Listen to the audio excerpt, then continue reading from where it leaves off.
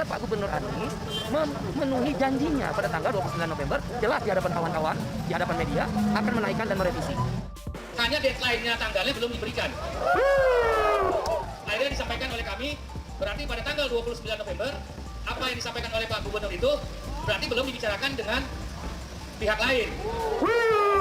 Naikkan UMP tidak sesuai aturan, Anies mau lempar masalah ke pusat, ditulis oleh Syardi. Kenaikan UMP DKI menjadi polemik yang berkepanjangan. Buruh demo karena kenaikan upah sangat kecil, Anies di demo. Kita tahu Anies ini orangnya kayak gimana. Tidak mau dipusingkan dan lebih suka bikin orang lain yang pusing. Hingga akhirnya Pemprov DKI Jakarta merevisi besaran kenaikan UMP tahun 2022 dari yang semula hanya naik 0,85% hingga diputuskan naik 5,1% dengan sejumlah pertimbangan.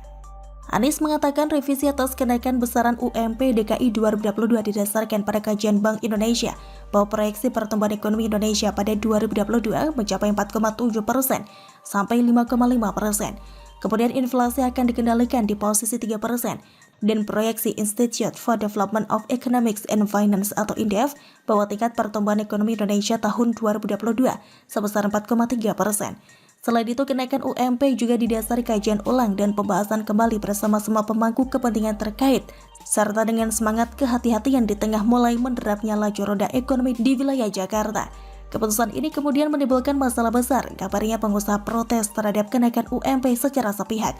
Mereka dikabarkan akan menggugat Pemprov DKI. Sementara itu, Kepala Biro Humas Kementerian Ketenagakerjaan Hairul Fadli Harahap menyatakan pihaknya akan berkoordinasi dengan Kemendagri untuk memastikan penetapan upah minimum di tiap daerah sesuai dengan formula dalam Peraturan Pemerintah atau PP Nomor 36 Tahun 2021 tentang pengupahan. Ini adalah respon menyusul keputusan Anies yang merevisi kenaikan UMP DKI. Kami mengimbau agar harus dilaksanakan sesuai PP Nomor 36 Tahun 2021. Karena itu, amanat undang-undang. Kalau Kemenaker menegur, pasti ada wilayah yang harus ditaati dalam bernegara. Kami berkoordinasi dengan Kemendagri dalam hal ini, kata Hairul. Hairul pun menyayangkan putusan Anies yang menaikkan UMP DKI lebih tinggi daripada rata-rata yang ditetapkan Kemenaker. Anies tidak mengindahkan sistem formula baru dalam PP Nomor 36 Tahun 2021. Ini yang menarik. Sekretaris Jenderal Kementerian Ketenagakerjaan Anwar Sanusi mengatakan, kepala daerah yang menetapkan UMP di luar ketentuan PP Nomor 36 Tahun 2021 akan dikenai sanksi sesuai dengan Undang-Undang Nomor 23 Tahun 2014 tentang pemerintahan daerah. Bisa berupa teguran tertulis, pemberhentian sementara, dan pemberhentian permanen. Menteri Dalam Negeri sudah menyampaikan surat kepada para gubernur terkait dengan penetapan upah minimum. Dalam surat itu juga disampaikan sanksi kepada gubernur yang tidak memenuhi kebijakan pengupahan. Sudah dikatakan berkali-kali, Anies itu tidak suka ambil pusing. Dia dengan mudahnya menabrak aturan, lalu lari. Sisanya biar pihak lain yang bereskan. Itulah pinternya dia, dengan menaikkan UMP seenaknya tanpa mengacu pada aturan. Artinya Anies menambah masalah dan secara tidak langsung melempar tanggung jawab ini kepada pemerintah pusat. Jadi kalau ada apa-apa, maka buruh akan diarahkan untuk menyalahkan pemerintah pusat.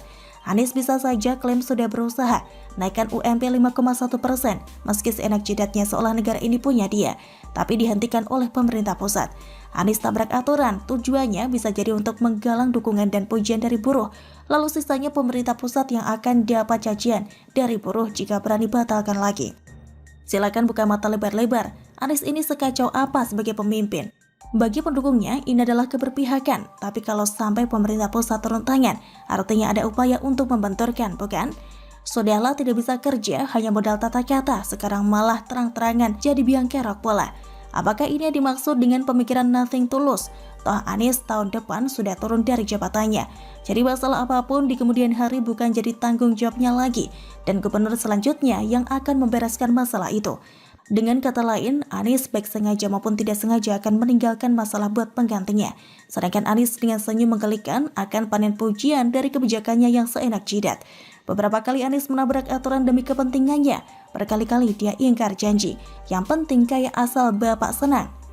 Dan dia dapat untung. Peduli amat dengan masalah di kemudian hari.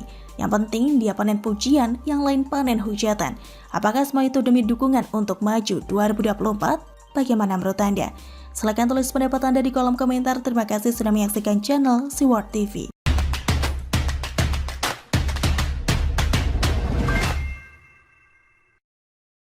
Mungkin karakter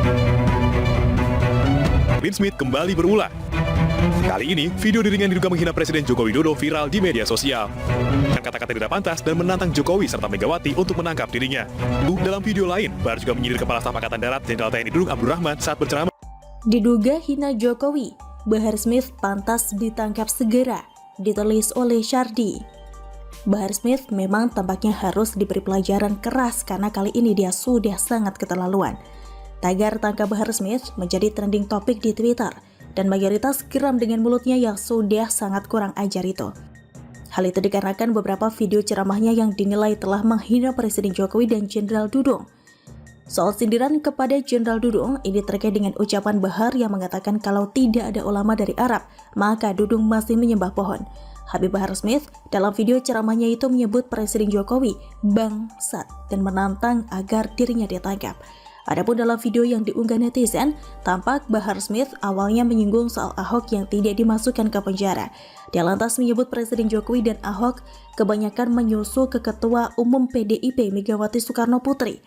Jokowi, Ahok kebanyakan nyusul sama Megawati itu, makanya pada bangsat otaknya itu, teriak Habib Bahar Smith.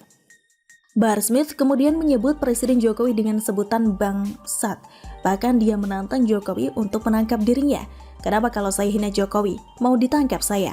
Jokowi bangsat, tangkap saya, teriaknya. Luar biasa kurang ajar. Satu kata buat polisi, tangkap. Tangkap orang ini dan masukkan langsung ke penjara. Orang ini memang tidak ada kapoknya, bikin narasi resah. Tapi waspada juga karena bisa jadi Bahar ini sengaja begitu agar dirinya bisa ditangkap karena polisi gegabah. Lalu mereka mencari celah dengan cara demo berjilid-jilid. Kalau semua paham, kelompok sebelah sudah sedemikian bencinya kepada pemerintah karena Rizik di penjara. Mereka pasti menyimpan dendam tapi belum menemukan momen yang tepat untuk menggila. Seperti yang saya katakan di artikel sebelumnya, Bahar Smith pasti cepat atau lambat bakal digolkan. Tinggal tunggu waktu kita berpesta pora merayakan orang ini masuk penjara lagi.